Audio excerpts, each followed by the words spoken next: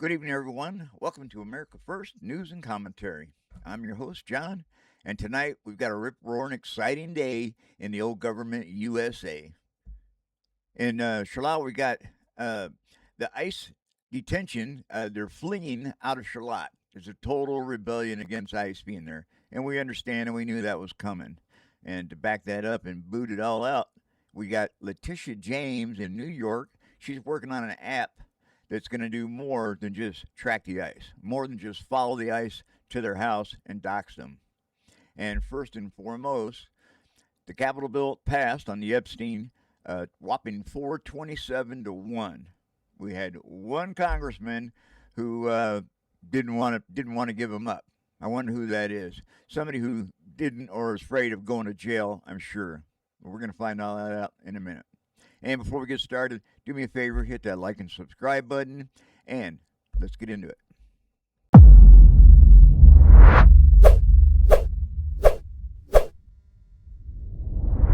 Tonight, federal agents ramping up their immigration crackdown in Charlotte. The Department of Homeland Security says Border Patrol has arrested more than 130 people since Saturday.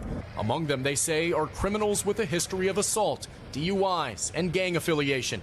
DHS not specifying how many of those detained have criminal histories. Too many times we're finding that some very, very disreputable individuals are seeking work in people's homes. Across the city, encounters turning angry and chaotic. Officers breaking this man's car window. Confrontations turning violent at times. DHS says one officer was injured when a man drove a van into a law enforcement SUV. 24-year-old citizen Miguel Martinez, now charged with felony assault. Today, one witness telling NBC News more than 20 Border Patrol agents showed up at a community center for refugee and immigrant children. No children were present. This is not making us safer. It's stoking fear and dividing our community. It's scary. Some residents say their citizenship isn't enough to feel safe. Jonathan Ocampo's parents immigrated here from Colombia. He showed us the passport he now carries everywhere. It's sad that, I'm not going on an international trip or anything, but I have to carry this. Hispanic-owned businesses closing their doors to avoid becoming targets. Manolo's Bakery shuttered for a third straight day. Owner Manolo Betancourt stands guard outside, sounding his whistle when he thinks he spots Border Patrol. How long do you plan to keep your bakery closed? As long as it takes. Ryan joins us now live. Ryan, I know you're covering a protest there as well tonight. Going back to those businesses that are closing up shop because they are legitimately concerned their customers will become targets? Or their employees, Tom. And that's right. You see this growing rally of support behind me for a bakery that has been a staple of this immigrant neighborhood for almost 3 decades. And through 3 decades? If it's been there for 3 decades, he's not worried about no immigrations. Oh, but his employees are, because he's been hiring illegal aliens to come and work for him. And yeah, those people are worried. Those people are scared. They are, because they're getting deported. That's what's going on. Whether you like it or not. And you know what? You knew this coming into the country.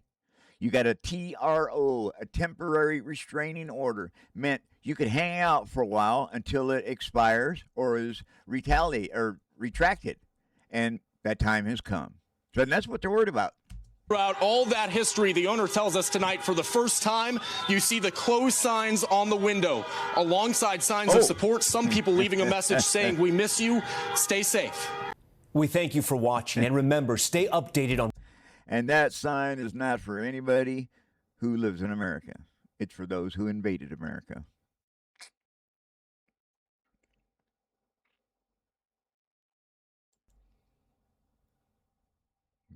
Next, we're going to check in here with our one and only AOC. What a joy. Three House Democrats, Jillian, face potential disciplinary action in Congress and potential criminal charges from the feds after this scuffle outside an ICE facility in Newark, New Jersey on Friday. DHS says arrests are still on the table. For more on this, let's dig deeper with Tricia McLaughlin. She is the Public Affairs Assistant Secretary for the Department of Homeland Security. Welcome to America Reports. In person. Thank you for having me. It's nice to see you in person. It's great to be in person with you both. So Alexandria Ocasio-Cortez has deemed it necessary for her to interject herself in an issue that would seem to have nothing to do with her district. And she's warning y'all, don't mess with the Democrat members of Congress. Listen to what she said. Oh, yeah. If anyone's breaking the law in this situation, it's not members of Congress, it's the Department of Homeland Security. It's people like Tom Homan and Secretary Kristi Noem. You lay a finger on someone, on Representative Bonnie Watson Coleman, or any of the representatives that were there. And that's what's coming. That's what's coming from AOC. That's what she came out with. She came out with a while ago. Now, God bless it. Did I lose my place? There we are. Breaking right now, New York Attorney General Leticia James says that she is launching, get this, a portal that will collect photos and videos of ICE activity in New York. She is encouraging people, just normal folks, to submit them because, quote, every New Yorker has the right to live without fear or intimidation. That's right. That's why we're getting all the illegal aliens out of New York. That's why. Let's bring in Tricia McLaughlin. She is the DHS Assistant Secretary for Public Affairs. Tricia, good to have you in the studio with me. The Democrats are now taking this fight with Homeland Security to another level here. And I don't know if you've heard about this ICE tracker now that congressional Democrats are talking about. It's a master ICE tracker, a master ICE list. This is Congressman Robert Garcia. He is a top Democrat on House Oversight. Listen to this.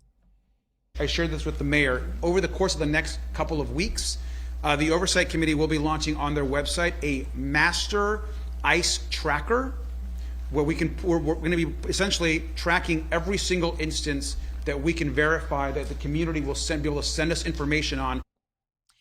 You know, these guys are, I don't know if they're communist or what, but they're definitely not American. This is what we voted for. In a democracy, you vote for your leaders, and the leaders are in place to make decisions as they see fit. And there's 600 others called congressmen who vote on different laws and rules and guidelines that we govern the country by. That is what a democracy is. The fact that these people are making apps, computerized, generated tools to track them, you telling me that's not illegal? Because I know it's not American. It's definitely not in the moral rights. There's definitely not a moral high ground, regardless of what you say or think about removing people from your country. That is what this is about. That is what this is about. It's about removing the 50 million people that Joe Biden let in the back door. And yeah, those are the new numbers. In case anybody doesn't know, 51 million is the new numbers because it's got census out, real census, not phony ones that they use to make these districting maps, not phony ones that are showing levels of illegals or near as what they were, or not phony ones showing the crime rate is much less than what it is. Those are all lies. It's literally a communistic place, or communistic behavior in our country. They should be arrested. It's disgusting as far as I'm concerned. So we don't know, where this is going to go, what this is going to lead to, what's next in this fight. What do you say to somebody like him? Well, this sure looks like obstruction of justice. And I know Attorney General Pam Bondi and Secretary Noem are all over this. There's really two reasons why the Democrats would release a list like this. And it's either to allow criminal illegal aliens to evade arrest, or secondly, it's to target law enforcement. We've already seen a 1,000% increase in assaults against our law enforcement officers. Just 3 weeks ago, we saw a domestic terrorist attack against them out of Dallas. We're going to keep on seeing more of this if this is the Democrats' position. So up in New York City, we saw these vendors, Alexis just showed us, getting picked up off the streets. Yeah. Some people are saying that they're not criminals, but they do have apparently very long rap sheets. This is all happening. I know that ICE is going to do their job no matter what's going on in the political world, but this is happening with the background of a really big election that's about to happen in New York City. Both of the top Democratic candidates, Mamdani and Cuomo, aren't going to help you guys if they win. This is what they had to say on X about these raids. This is what Mamdani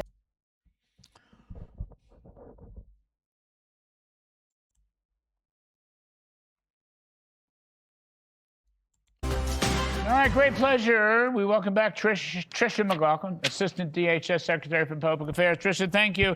There's two things I want to talk to you about.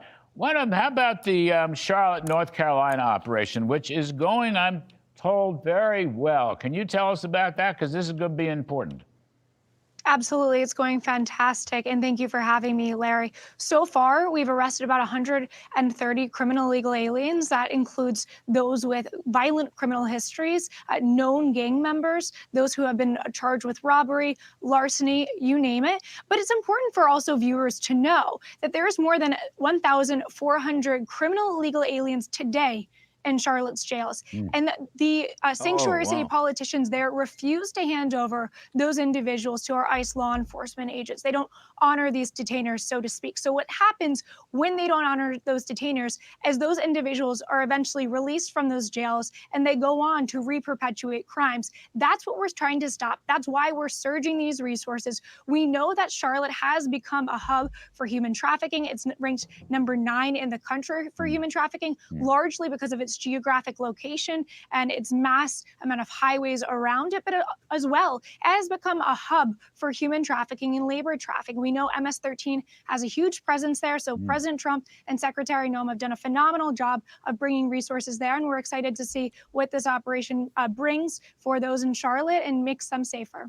And when you think about North Carolina, what comes to mind? Railroad tracks, railroad trains, industry, the coal mine just over in Virginia. You don't think of North Carolina as being a hub or a laundering city for illegal migrants, but yet there are thousands of them that are there. In fact, there's so many of them there. There was 20,000 kids absent from school. Are there 20,000 kids in school? I'll pull that up here in a minute. That didn't go to school. They've shut down businesses after businesses because they're full of illegal aliens that are running it. And you wouldn't even conceive that this is what's going on there. And I've been to Charlotte several times, worked in one of the industrial plants, repairing the machinery and stuff like that. I'm an electrician, industrial electrician by trade. But I'd never, and I have had a couple Mexicans I worked with there. I admit it.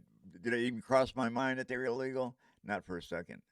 But Agua and MS-13, I had no clue that this is the kind of people that apparently the city of Charlotte is full of. It's also amazing. The news reports basically 6 months of 0 illegal crossings in the southern border. Which, I mean, we've closed the border. It's amazing. And inside that, even more, people are telling me, Tricia, maybe you can corroborate this, that we're approaching 2 million self-deportations. 2 million. I don't think we're quite there yet, but we may be there by the end of the year. I find this self-deportation story as incredible as the closing of the border story. And when you get self-deported, Trump is giving you $1,000. And when you take $1,000 to Nicaragua or Venezuela or wherever, even in Mexico, that's a lot of money. You're coming in hot. You could buy a small business or definitely get you an apartment set up. You could definitely be on the good side for a good start. That's a fact. That's a bonus. It's a whole lot better than leaving here in handcuffs and getting nothing. Really is remarkable, and I think you're completely right. We don't talk enough about the fact that the border is closed, 0 crossings in 6 months. We didn't need need new legislation. We just need a new president and a president with the will to do it. And Secretary Noem has done a phenomenal job. That means so much for American families as well. Fentanyl crossing at the border is down 54%. And the fact of the matter is, our Border Patrol agents, they're not stuck at those processing centers processing these illegal aliens into the country. They're actually out in the field, stopping drug mules, stopping dangerous criminal cartels from getting into our country. And you made the point about self-deportations. This is really a bright spot for the American people. Probably between 1.6 and I think a little less than 2 million have self-deported. That is a phenomenal number. It's much safer for our law enforcement, for the migrant, and these individuals potentially preserve the opportunity to come back the right legal way. But if you don't leave now, we will arrest you, we will deport you, and you will never return back to the United States. And that's exactly how it's going. That's exactly, and you know what? regardless of what anybody thinks, if you put your children in harm's way by coming over here without money, without having a destination, without having a place to live or job, that's not being a good parent. That's not how you take care of your family. That's not how you take care of your kids. It's not. But Donald Trump and the DHS are giving you an opportunity to come clean, get you money to get started back in Nicaragua or wherever you're from, because that is where you're from, that is where you're going, and the law is, as the law is being dealt with, all illegal aliens are being deported. You got to go. We got to get back to square one. Then you can come over the right way. If you don't come down a trail, crossing through the desert in Mexico and crossing the Rio Grande Gorge in a river, no, that's not how you do it. That's how you do it illegally. That's called breaking into the country. That's illegal immigrant. Illegal alien, however you want to put it. It's all the same thing. But this is the way to do it. And it's really offering it up. States. Tricia, we didn't need new legislation to close the border. What we needed was President Trump to just go and sneeze. One sneeze, and the thing was closed, and they're all running for the hills back home, self-deporting. I mean, I know it's not that easy, but in an odd sort of way, that number really is. You could do another couple of million self-deportations next year. Yep. And I'll tell you what else. You want to see or hear something that's disgusting involving that border wall? Donald Trump raised it. He said, nope, it's not tall enough. It was 16 feet tall. He almost doubled it to 30 feet tall. And this old white piece of trash named Tim Walz said, oh, you know what? I'm going to invest in a 30-foot ladder company so we can set them all down there, send all these ladders down to the wall so the illegal immigrants can climb over the wall. This guy is the most disgusting people in America, and so many of the Democrats. I'm talking to you. If you're watching this, I'm talking to you because it's disgusting. That are you American? No, you're not. And it's got nothing to do with not having a heart, putting people out in the cold. You're not putting nobody out in the cold. You're out in the cold already. I'm not responsible for anybody any more than you are. This country's not responsible for anybody. If the country doesn't take care of it, we are expected to pull our own weight, pay our taxes, live in our own means, by our own means. This BS of coming over here and being handed thousands of dollars in food stamps and free rent and Medicaid and food and debit cards, that's all bullshit. That's exactly what that is. Americans don't get that. Why is it illegal aliens are getting it? Because Joe Biden was at the wheel. And when you get dementia, those people, they're having to grow their constituents. They've chased off and run off all the Americans. So they have to bring illegals in here, and hopefully they can start breeding and having babies as fast as they can, because they got to be 18 before they can vote. That's next. Oh, you don't got to be 18. They're trying to say, well, now you don't have to have ID. You don't have to be an American to vote, but you got to be 18. So that'll be the next hurdle we'll cross is, oh, you only got to be 16 to vote, or you don't have to have ID to prove that you're 18. But the truth of the matter is, it's all to try to save the Democrats from going the downhill slope that they are. They're done. They're washed up. But, we got this is all going on right here in Charlotte, and we know it is. But check this out. We got it going on right here. Weekend, and officials held a public briefing this morning ahead of the deployment. So Queen City News anchor Savannah Rodusell and also reporter Andy Weber have now details on the federal intervention. So we begin now with Savannah with a look at what the immigrant community can expect. Several state and local leaders issued a group statement earlier this week to the immigrant community, reminding them that they are valued here in Charlotte and recognizing some of the uncertainties that families may be facing. Charlotte-Mecklenburg school leaders did something similar, sending out a statement to all families, part of what they're doing reiterating some of their policies. And that includes, quote, immigration officials may not gain access to any staff or students, private areas in our schools, or documents without a properly executed warrant or subpoena. Leaders also cited a 1982 Supreme Court decision which declares all children in the country, regardless of immigration status, have a right to public education. And nearby officials in Davidson are responding to reports of additional patrols. The police chief there sending a message saying that his department does, quote, not conduct immigration investigations or initiate inquiries into citizenship or immigration status as part of their daily policing duties. North Carolina Governor Josh Stein says he does not want to see federal agents take actions against peaceful protesters in the way they did in Chicago over the past several weeks. If we had absolute confidence that there were no peaceful protesters in Chicago. Well, there were. But there's no action to take against somebody who's standing on the side, ranting and raving with a sign. But when you get in the road and you refuse to get out of the way and you start trying to pull people out of cop cars and you start trying to bust people off from the being taken into the building, that's called obstruction. That's called obstruction. ICE was going to come here and they were going to go and find violent, dangerous drug traffickers and criminals and be targeted in their work, the city would welcome them with open arms. I'm almost certain of that. And I hate, that's what they're going to do. They got to go find them. And everybody they come across is going to go to. That's called collateral damage.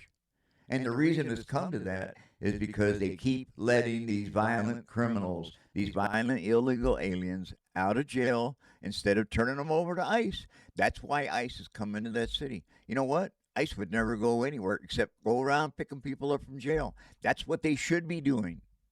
That's what they should be doing. But no, these sanctuary cities are not cooperating with ICE. They're turning them and releasing them right back out into the community. That's not cutting it. That is not cutting it, and that is the problem. That's the problem in the whole. That's the problem in a whole. And the only way to combat that is to show up and go into the town, go into the places where you got to find them, and every illegal alien you find along the way is going to go. That's what they forced. They forced the law's hand, not the Republicans, the law. And because, like I said, I don't understand how they can do that. I don't understand how anybody can do that in contrary to the feds. And what I mean by that is we can smoke pot in Alaska all you want. But if the feds pull up, you get arrested because it's federally illegal. But the state doesn't do anything about it. But with that being said, nobody's smoking pot, killing people, assaulting people, robbing stores. That's the difference. So what they're doing now, they just let them go right back out into the city. So ICE has got to come in and do what they got to do. We haven't heard from them, so we don't know what their plans are. And Queen City News has reached out to Homeland Security officials, those with Border Patrol and enforcement, also those with Immigrations and Customs. Now, all of those agents say they cannot comment on upcoming operations. Reporting in Uptown, Savannah Rudisell, Queen City News. Thank you, Savannah. Now, confirmation that Border Patrol will soon be deployed to the Charlotte area has now spurred a mixed reaction from the city's political leaders. So local Democratic leaders now told reporters this morning they don't want Border Patrol in the Queen City. Chief political correspondent. Yep. That's the fact. They don't. But you know what? Can't always get what you want. That's a fact. Oh, I got something here to show you. Where we at? Is this it? Here we go. Nope, not this one.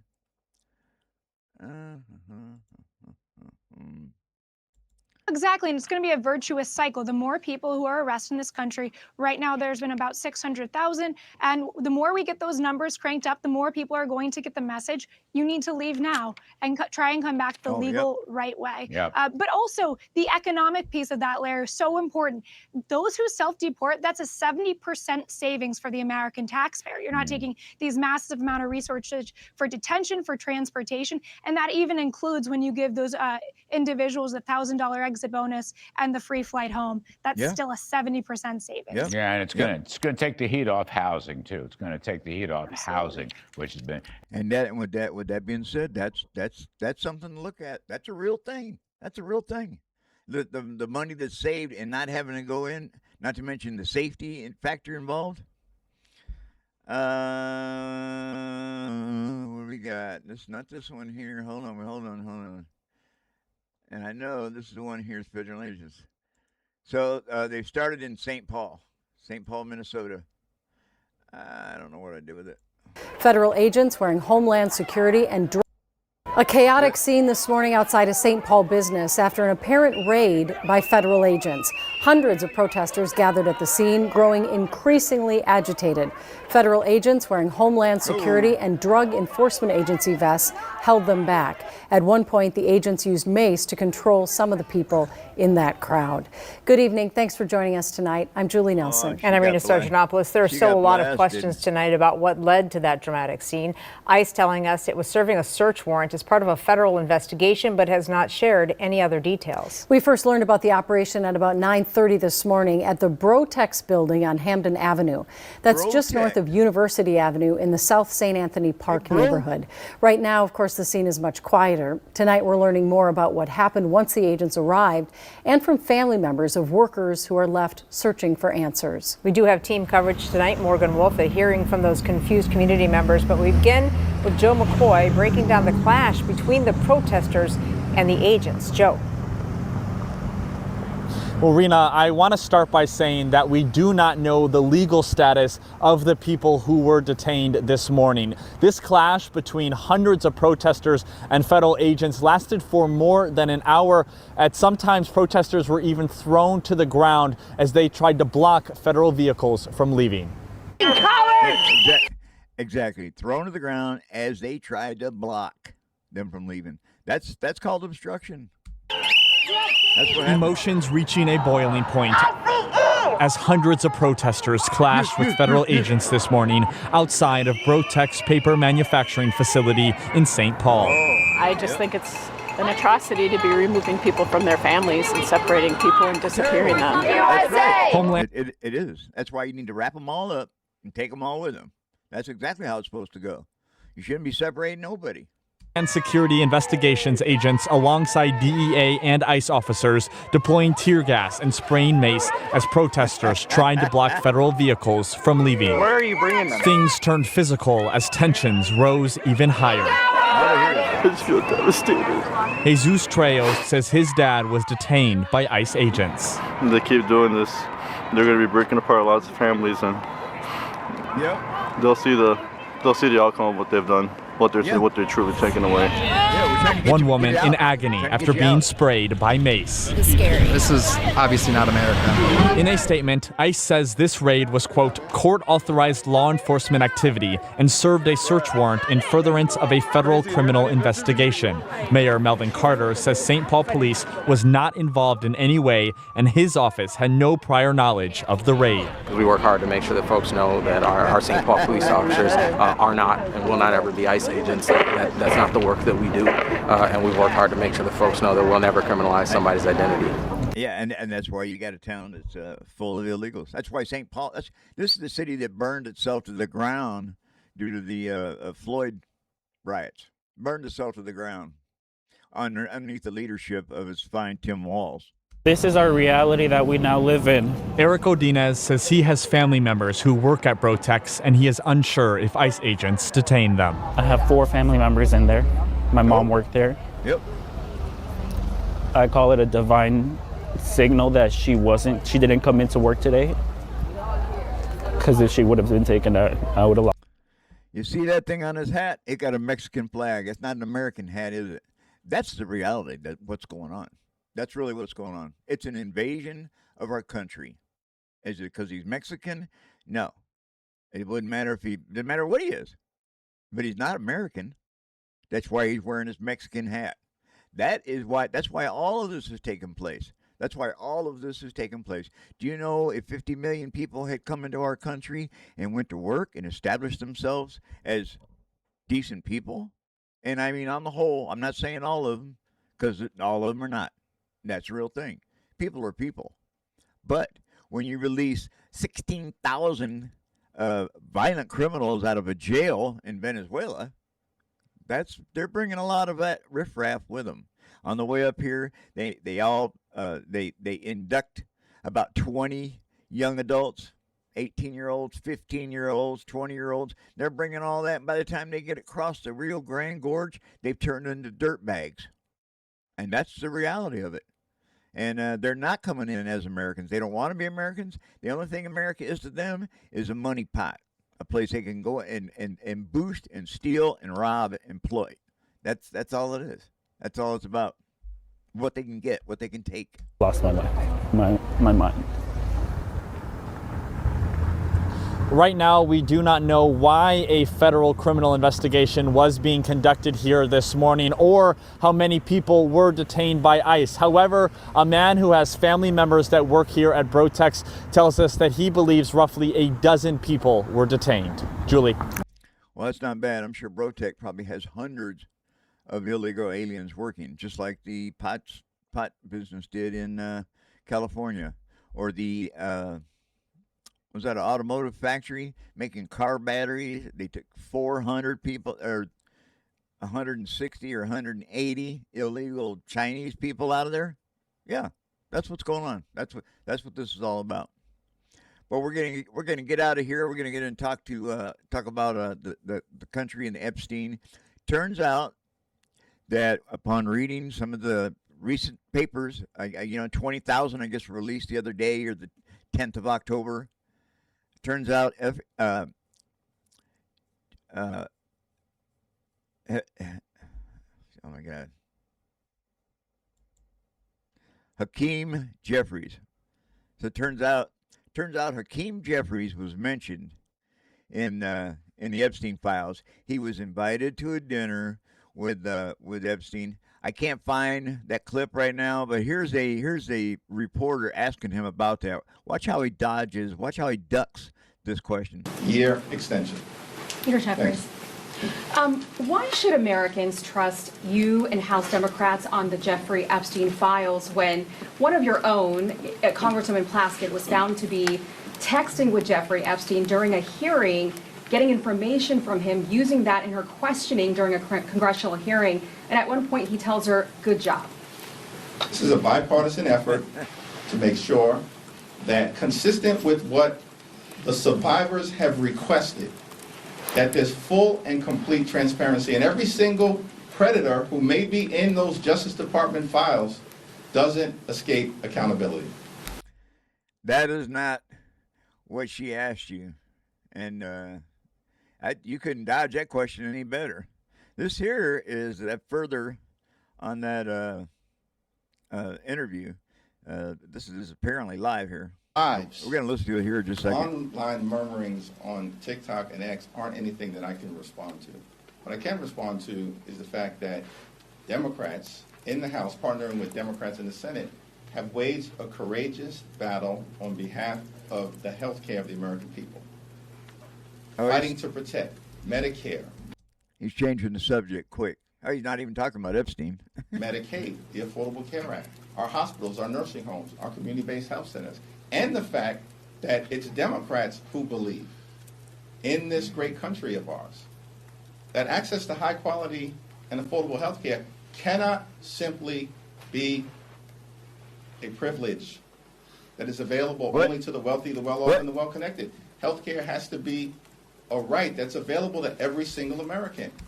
You're exactly right. It's available to every single American. It's not available to all the illegal aliens. That's the problem. That's what they're fighting for. That's not what it's for. I'm not paying for it. I'm not paying for it. I don't think you are either. And like they showed the other day in the news, if somebody's willing to bring some into their house, bring them in. Take care of them. You should support them. If they're not willing to go to work for themselves, then you're responsible. I'm not going to be responsible. Why should I?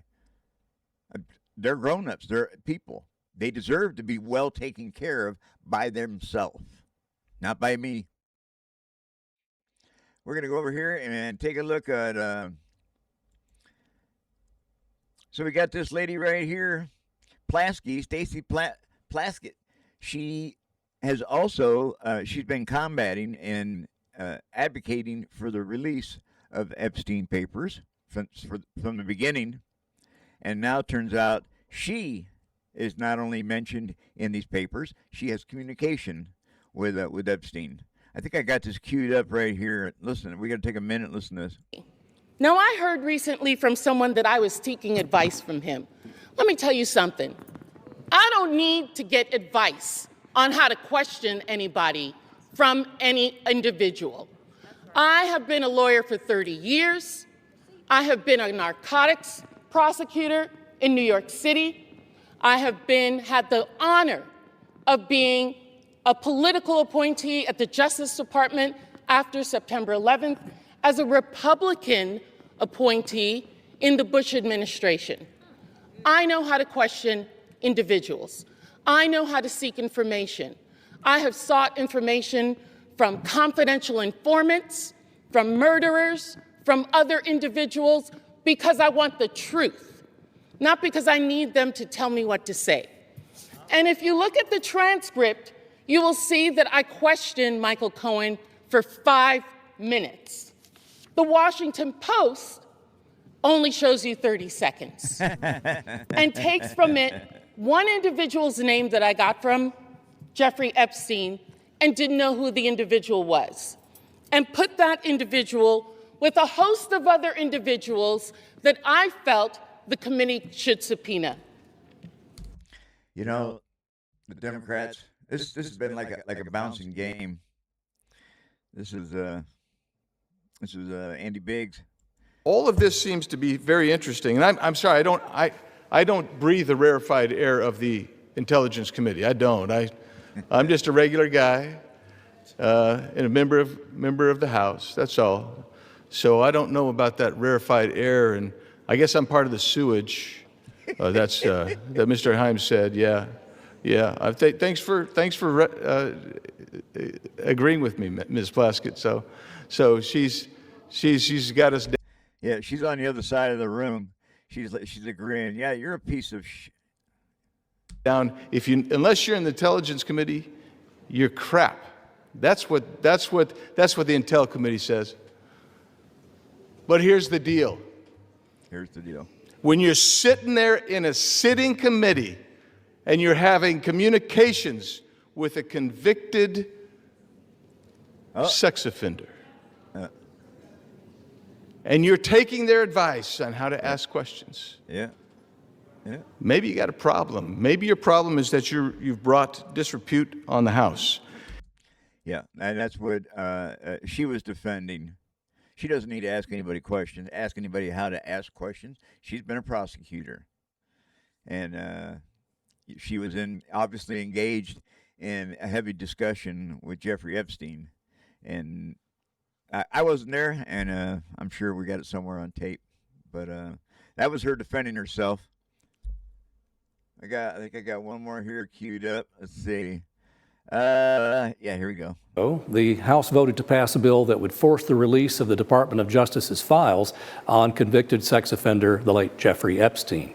If signed into law, the bill would require Attorney General Pam Bondi to release all unclassified records, documents, communications, and investigative materials related to Epstein and his co-conspirator, Ghislaine Maxwell. That includes flight logs or travel records, internal emails, notes, and other internal Justice Department communications.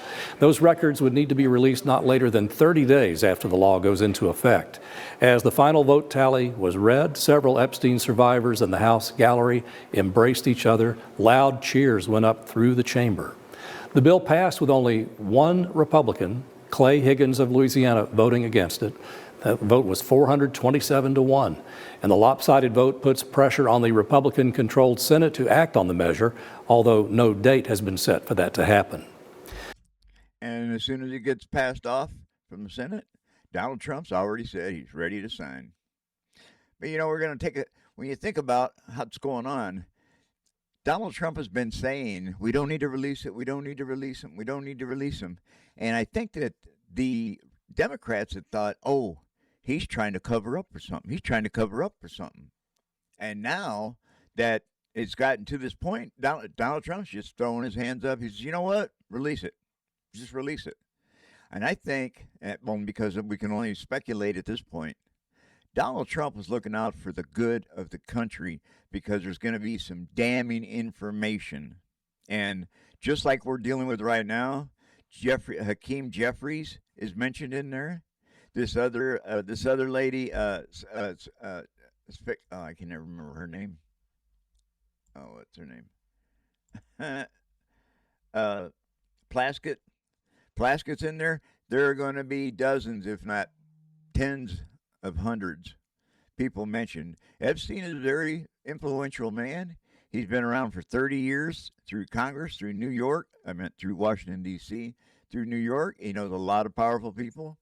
And he has when you have a lot of money and a lot of power, you do a lot of communication. You do a lot of talking. And believe it or not, they keep it all in writing, which I guess makes you a poor criminal. Most criminals, they only take cash. They don't take checks where there's a paper trail.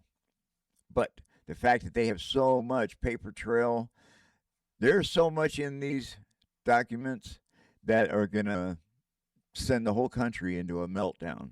And this is a perfect example. Here's a prosecutor already defending herself day one, that this is coming out, and it's going to be a total meltdown. Donald Trump wasn't saying, let's don't release him for himself. He was saying it because there's enough evidence in there against everybody. I can't express it enough, and it can't be said enough that Joe Biden and the Biden administration had control of the documents. They had all the documents back in 2012 from the Epstein estate. Did they release anything on Donald Trump? No. They didn't. And they went through every single page, tooth and comb. But they didn't. Why didn't they release it? Those documents have been blocked 3 times, all 3 times, by a Democratic judge. 2 of them appointed by Obama, 1 of them appointed by George Bush, I believe. And they've been continued to be blocked because of investigation one way or another, which brings the point. There was a fear that Pam Bondi all she has to do is say, you know what, we're going to open up an investigation on XYZ, and those documents will once again be locked up. Once there's an investigation going on, they can't release it. And that's a fear that everybody's had. Some people still have, and it's still possible. She could start tomorrow, decide to find something, open up an investigation, and lock all those documents up, even though it's been signed off and agreed. They're literally making a law to release these documents. Isn't that crazy? Let me know what you guys think down in the comments. Be sure to hit that like and subscribe button, and so you never miss a video, and I'll see you in the next one.